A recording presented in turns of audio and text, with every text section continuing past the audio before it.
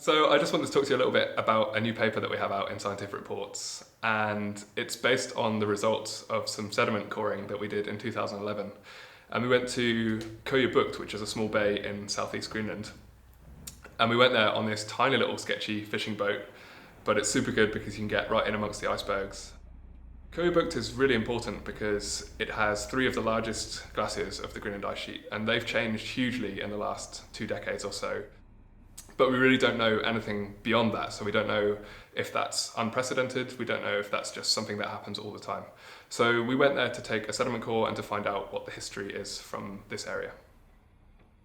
So when we took our sediment core from there, we took it back to the laboratory in Copenhagen and we did all sorts of analysis on it, including proxies to work out how the glacier has behaved through time and also what the ocean has been like through the last 9,000 years. And when we got the results from that, we then compared them to ice core results, and then you have a really nice holistic picture of what's happening in this environment.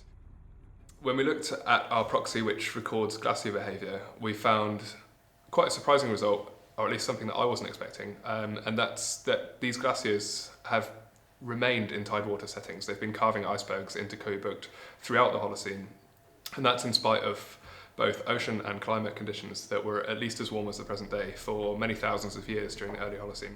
When we looked further into that, it showed us that actually these glaciers, they sit in a very steep trough.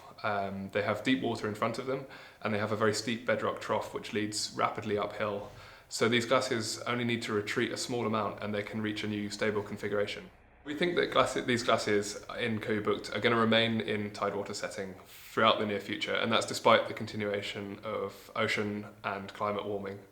But perhaps more importantly, these results provide a baseline against which to assess future behaviour. So if these glaciers do continue to retreat and retreat out of an ocean setting onto land, then that will be completely unprecedented within the last 9,000 years.